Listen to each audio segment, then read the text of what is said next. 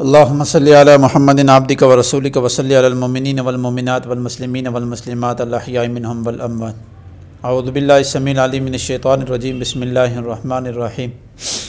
قل هو اللہ احد اللہ الصمد لم یلد ولم یولد ولم یکن لہ کفوا احد۔ میرے انتہائی قابل صد احترام بزرگوں، نوجوان ساتھیوں، موجودہ حالات کے اندر جو اس وقت ہمارے ملک پاکستان میں مہنگائی، بے روزگاری سے لوگ دن بدن پریشان ہو رہے ہیں اور بہت زیادہ مشکلات کا شکار ہو رہے ہیں۔ چند دن پہلے میرے ایک جاننے والے ہیں، اللہ تعالیٰ نے ان کو بہت ساری چیزوں سے نوازا ہوا ہے اور پیسے کے حوالے سے، دولت کے حوالے سے اللہ تعالیٰ نے ان کو بڑی فراوانی عطا کی۔ تو انہوں نے بھی اس بات کا شکوہ کیا کہ موجودہ حالات کے اندر پوری نہیں پڑ رہی، قرضوں میں ڈوب رہا ہوں، اور جتنے بھی میرے انکم والے ذرائع ہیں ان میں دن بدن رکاوٹیں آ رہی ہیں۔ تو اس کے اوپر میں ایک گزارش کروں گا، میرے جتنے بھی مخلصین ہیں یا جتنے بھی میرے لوگ یہ میری معروضات سنیں گے، اصل پہلا کہ کس کی وجہ سے ہم پریشان ہو رہے ہیں، ہمارے اوپر مسائل، مشکلات، دکھ، غم کس وجہ سے آ رہے ہیں۔ پہلے وہ سبب ہم ڈھونڈیں، جب وہ سبب ڈھونڈیں گے تو پھر اس کا علاج ہمارے سامنے آنا شروع ہو جائے گا۔ جب سبب ہی نہیں پتہ تو ہم اس کا کوئی بھی راستہ، کوئی بھی علاج کا طریقہ نہ ڈھونڈ سکتے ہیں، نہ اس راستے پہ ہم چل سکتے۔ تو میں نے اپنی جو ایک سوچ ہے یا جس کے اوپر میرا ایک تجربہ کہہ لیں، یا جو لوگوں کے ساتھ مل بیٹھنا ہے، اس سے ایک ہی چیز میں نے اخذ کی کہ ہم اسباب کی طرف، معدنیات کی طرف تو زیادہ بھاگتے ہیں، لیکن اس کے برعکس جس نے معدنیات کی طرف جانے کا یا سبب کی طرف جانے کا حکم کیا، اس کی طرف نہیں آتے۔ یعنی اللہ رب العزت سے ہمارا رابطہ بہت کم ہوتا جا رہا ہے۔ پڑھنا، پڑھانا، وظائف کرنا، درود شریف پڑھنا، یا جو بھی اعمال حضور علیہ الصلاۃ والسلام نے بتائے، صحابہ نے کیے، اولیاء اللہ نے کیے، ہم ان سے بہت دور ہو رہے ہیں، بہت دور ہو رہے ہیں۔ ہر آدمی اس زور میں ہے اور اس کوشش میں لگا ہوا ہے کہ میری تنخواہ اگر 30 ہے تو 50 ہو جائے، 50 ہے تو لاکھ ہو جائے، لاکھ ہے تو 2 لاکھ ہو جائے۔ لیکن اگر 50 والے کی لاکھ ہو گئی تب بھی پوری نہیں پڑتی، لاکھ والے کی 2 لاکھ ہوگی تب بھی پوری نہیں پڑ رہی۔ تو یہاں ایک چیز سوچنے کی ہے کہ میری سوچ تھی کہ میری تنخواہ 1,00,000 روپیہ ہوگی تو میری ضرورت پوری ہو جائے گی، تب بھی نہیں ہو رہی۔ اب 1,00,000 سے میری سوچ بڑی ہے کہ 1.5 لاکھ ہونی چاہیے، تنخواہ بھی 1.5 لاکھ ہوگی، پھر بھی ضرورت نہیں پوری ہو رہی۔ دن بدن میں مسائل کا شکار ہوں، اس کی وجہ کیا ہے؟ اس کی ایک ہی وجہ ہے کہ میں نے اور آپ نے اپنے رب سے تعلق ختم کیا ہوا، اور یہ جو ہمارا مائنڈ سیٹ بن گیا ہے کہ ہماری ضرورتیں پیسے سے، سورس سے یا ہماری کوششوں سے پوری ہوتی ہے، یہ بات غلط ہے۔ یہ ساری کوششیں ہم جاری رکھیں گے، لیکن ان کوششوں اور ان اسباب کے ساتھ مسبب الاسباب کا ہاتھ اپنے اوپر رکھوائیں گے، اس کا کلام پڑھیں گے، اس کو اپنے ساتھ رکھیں گے، تو پھر اللہ تعالیٰ ہماری ضرورتوں کو بھی پورا کریں گے، اور ہماری چھوٹی آمدنی سے ہمیں اس سے بچت کر کے دکھائیں گے۔ اگر ایسا نہیں ہے تو پھر ہم تھکیں گے، پریشان ہوں گے، اپنے آپ کو تھکائیں گے، ہمیں حاصل و حصول کچھ نہیں ہوگا۔ بہت بڑے اللہ والے تھے، بہت پرانی بات ہے، انہوں نے ایک بات کہی تھی کہ جو شخص 3 چیزوں کو وقت دے، اللہ تعالیٰ اس کو کبھی بھی دنیا میں نہیں تھکائیں گے۔ سب سے پہلے وقت تسبیح کو دے، جانماز کو دے اور قرآن مجید کو دے۔ جانماز سے مطلب کہ زیادہ سے زیادہ اس پہ بیٹھنے کی کوشش کرے، ذکر اس پہ بیٹھ کے کرے، دعائیں اس پہ بیٹھ کے کرے، اور قرآن مجید کو زیادہ وقت دے، زیادہ پڑھے، اور تسبیح کو ہر وقت اپنے ساتھ رکھے، وضو بغیر وضو ہر وقت اس کے اوپر کچھ نہ کچھ پڑھتا رہے۔ جب ایسے ماحول میں چلا جائے گا تو اللہ تعالیٰ اس کو پھر تھکائیں گے نہیں۔ تھکانے سے مطلب یہ کبھی کچہری میں نہیں تھکے گا، بار بار کچہری کے چکر نہیں لگائے گا، اسپتالوں کے چکر نہیں لگائے گا، جہاں آپ نوکری کے چکروں میں در در سیٹھ وزیروں مشیروں کے آگے نہیں گھومے گا، بلکہ اللہ تعالیٰ خود ہی ایسے اسباب اور ایسے سبب اس کے لیے بنائیں گے کہ لوگ گھر سے اس کو بلائیں گے۔ اس کی وجہ کہ اللہ تعالیٰ کی ذات، کیونکہ ساری چیزوں کا اختیار میرے رب کا ہے۔ جب رابطہ اللہ تعالیٰ کے ساتھ ہوگا تو انسان 100% کامیابی کی طرف ہے۔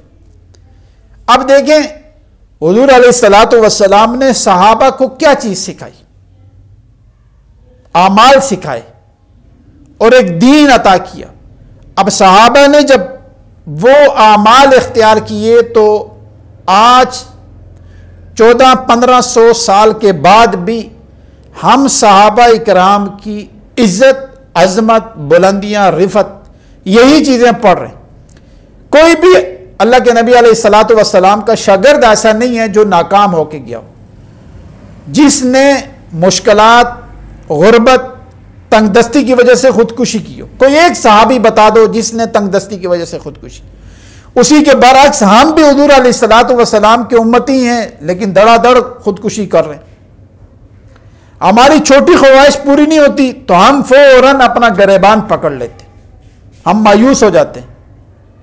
اور صحابہ نے تو چھوٹی کیا بڑی سے بڑی خواہش اللہ سے منوائی، حتیٰ کہ خود صحابہ اکرام کیا فرما رہے ہیں کہ ہمارے جوتوں کا تسمہ بھی ٹوٹ جاتا تھا تو وہ تسمہ بھی ہم اللہ سے لیتے تھے، مانگتے تھے۔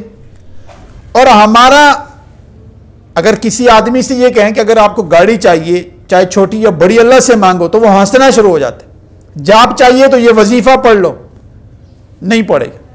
اگر اس آدمی سے کہو کہ فلانا آدمی ہے وہ جاب دیتا ہے، اس کے دربار پہ جا کر گھنٹے کھڑے رہو، وہ گھنٹے کیا کئی دن وہاں پڑا رہے گا، لیکن اس کو کہو کہ یہ وظیفہ، یہ اللہ کا نام چند منٹ چند گھنٹے پڑھ لے، اس کی طرف اس کا دل نہیں آتا۔ تو اصل میں ہم جو ظاہری اسباب ہیں ان کی طرف بھاگنا شروع کر دیے، اور جو اصل ہیں جس کی وجہ سے ہمیں سب کچھ ملنا ہے وہ سارے ذرائع ہم نے بند کر دی۔ تو میری آپ سے گزارش ہے کہ موجودہ حالات میں پریشان ہونے کی ضرورت نہیں ہے، آپ صرف 2-3 کام کر لیں۔ مہنگائی کو چھوڑ دیں، میں یہاں تک کہتا ہوں زمین سے غلہ نکلنا بند ہو جائے اور آسمان سے برسنا ختم ہو جائے۔ اگر آپ نے یہ 3 کام کر لیے، 3 ہیں، 4 ہیں، 2 ہیں، جو یہ کام کر لیے اور آپ کا گمان اور یقین صحیح ہوا تو اللہ تعالیٰ آپ کو اور آپ کی نسلوں کو کبھی بھی بھوکا، فقیر کر کے، ذلیل کر کے، رسوا کر کے ماریں گے نہیں۔ پہلا کام یہ ہے کہ آپ اپنا نیتیں ٹھیک کر لیں۔ سب سے پہلے نیت یہ ہونی چاہیے کہ اللہ میں آپ کا بندہ ہوں، میری اندر بہت خطائیں ہیں، میں سب سے معافی مانگتا ہوں، میں آپ سے اپنا تعلق مضبوط رکھتا ہوں، اور دوسرا میں نے جس کسی کے ساتھ زیادتی، ظلم، جو کچھ بھی کیا اس سے پہلے وہ سب میں کو معاف کرتا ہوں، اور میں ان سے معافی بھی مانگتا ہوں۔ پریکٹیکل بھی معافی مانگیں، درگزر والا کام کریں۔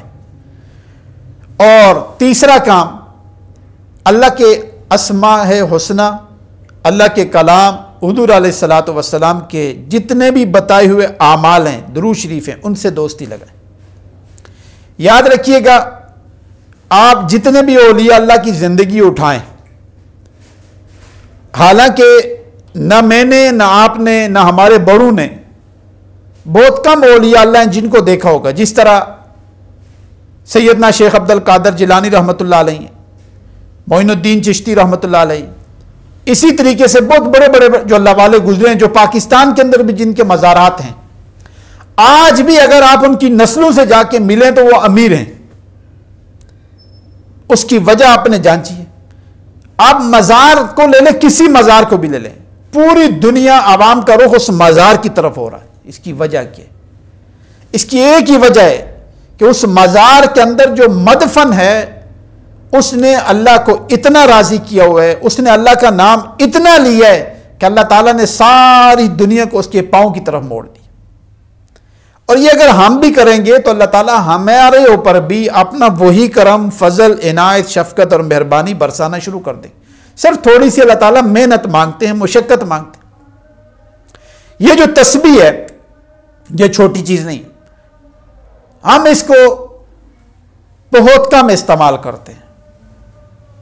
میں آپ کو ایک چیز آج بتا دیتا ہوں، اور یہ چیز بتائی ہوئی اللہ تعالیٰ کی ہے، حضور علیہ الصلاۃ والسلام کی ہے۔ یہ وہ لفظ ہیں، اگر آپ نے یہ پڑھ لیے روزانہ کی تعداد کے اندر، جو روزانہ کا ایک وقت ہے اس کے اندر یہ تعداد پوری کی، میں نے آج دن تک یہ سورت پڑھنے والے کو نہ فقیر دیکھا ہے، نہ ذلیل دیکھا ہے، نہ اس کو نہ اس کی نسلوں کو پریشان دیکھا ہے۔ اور وہ سورت کیا ہے؟ سورہ اخلاص۔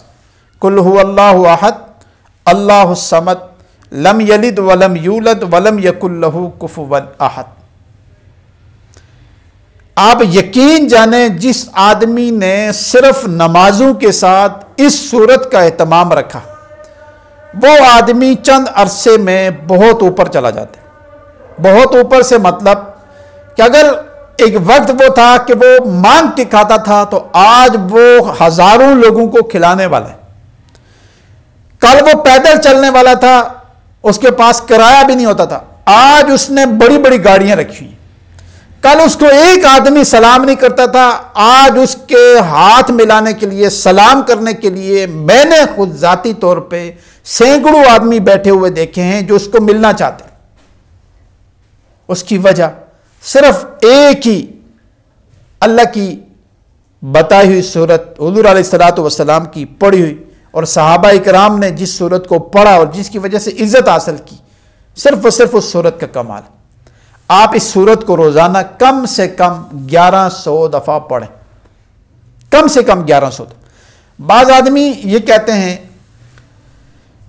کہ اتنے لمبے وظائف کون کرے؟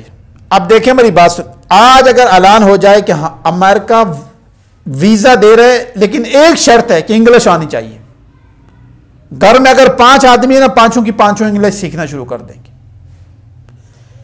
کوئی بھی چیز آپ دیکھ لیں،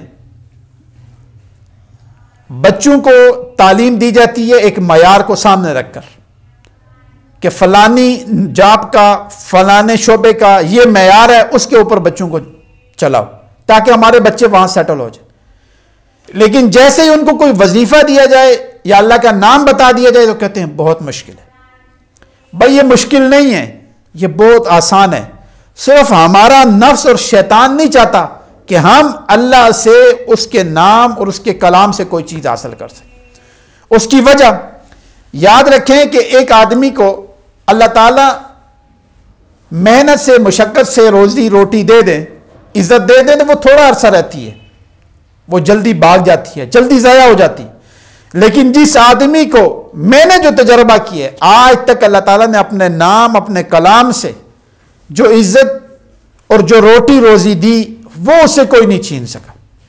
تو آپ سے درخواست ہے کہ سورہ اخلاص کو اس موجودہ دور کے حالات کو سامنے رکھ کر آپ پڑھنا شروع کر دیں۔ میں نے آپ سے پہلے کہا ہے کہ آپ نے صرف گمان اتنا رکھنا ہے کہ یا اللہ، اس سورت کی برکت سے آپ نے صحابہ کو، اولیاء اللہ کو اور حضور علیہ الصلاۃ والسلام عزت، رفعت، بلندیاں، خیر نصیب کی، ان کی برکت سے آپ مجھے بھی عطا کر دیں۔ یاد رکھیے گا، قرآن کا فیض صرف صحابہ کے لیے نہیں تھا، یہ چلتا پانی ہے۔